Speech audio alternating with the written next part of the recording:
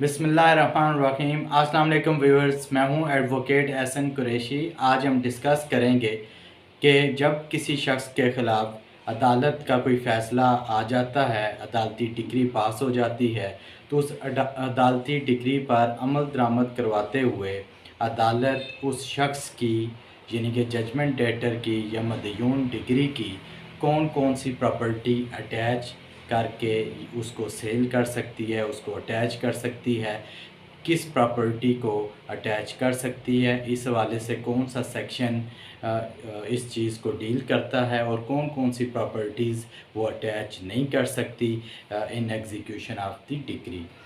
इसके हवाले से आज हम डिस्कस करेंगे। इससे पहले कि मैं अपनी वीडियो का बाकायदा आगाज़ करूं, आपसे गुजारिश है अगर आप मेरे चैनल पर नए हैं तो इस चैनल को सब्सक्राइब कर लें और इस वीडियो को ज़्यादा से ज़्यादा लोगों तक शेयर करें ताकि ये मालूमाती वीडियो ज़्यादा से ज़्यादा लोगों तक पहुंचाई जा सके।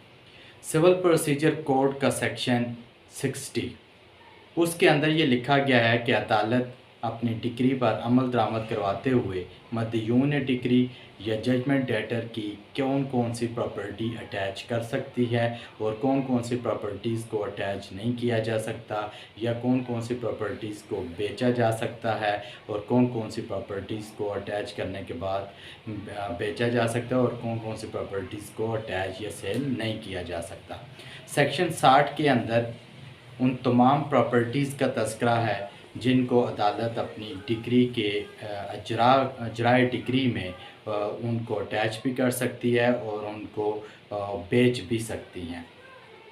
सेक्शन 60 के अंदर जो प्रॉपर्टीज़ जिनको अदालत अटैच कर सकती है एग्जीक्यूशन ऑफ डिक्री या अजराए डिक्री में, वो प्रॉपर्टीज़ जजमेंट डेटर की मूवेबल यानी कि मनकूला और इमूवेबल गैर मनकूला।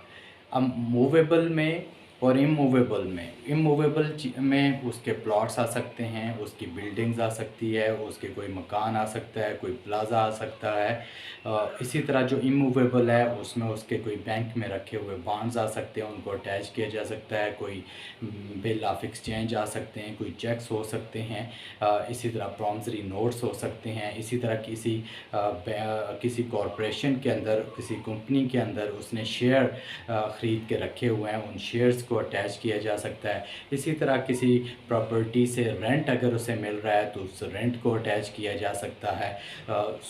ये जो मूवेबल और इमूवेबल प्रॉपर्टीज़ जितनी भी जजमेंट डेटर से रिलेटेड है उनको अटैच किया जा सकता है। और उसके बाद फिर भी अगर वो जजमेंट डेटर उस एग्जीक्यूशन ऑफ डिक्री में अदालत की मदद नहीं करता या उस पर अमल दरामद नहीं करता जो उसके ख़िलाफ़ डिक्री पास की गई है, तो अदालत इन चीज़ों को पहले अटैच करेगी, उसके बाद उनको सेल आउट करके जो डिक्रीदार है उसको उसकी अमाउंट दिलवा दी जाती है।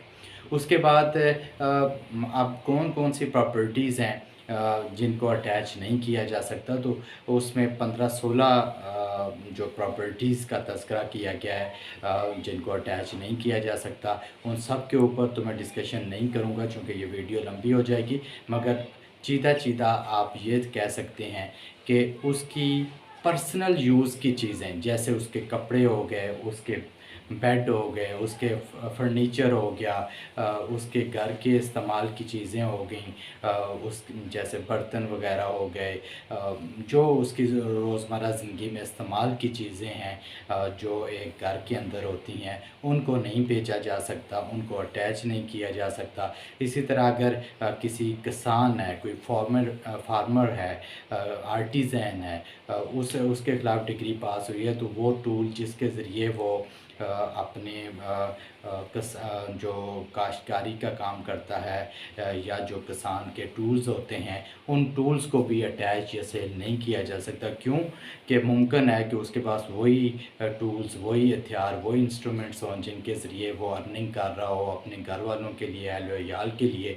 उन टूल्स को भी नहीं अटैच किया जा सकता और नहीं बेचा जा सकता है। अलबत्ता उसकी कहीं इनकम अलग से हो जो उसने सेविंग में रखी हो तो उसको अटैच किया जा सकता है। سکتا ہے. سو اس قسم کی جو پرسنل جو بلانگنگز ہوتی ہیں، جو چیزیں ہوتی ہیں، جو گھر کے استعمال کی چیزیں ہوتی ہیں، یا جن سے کسی شخص کے گھر کا پورا نظام چل رہا ہو، ان چیزوں کو اٹیچ نہیں کیا جا سکتا. البتہ کہیں پرسنل اس کی جو پراپرٹیز ہوں، جو ججمنٹ ڈیٹر کا جن سے تعلق ہو، اور ججمنٹ ڈیٹر نے وہ کہیں سیونگ پرپز کے لیے کہیں سیونگ بانڈ رکھے ہوں، تو ان تمام چیزوں کو اٹیچ کیا جا سکتا ہے اور اس کو بیچا بھی جا سکتا ہے. یہ تمام کے تمام سیکشن 60 کے اندر لکھی گئی ہیں. Thank you.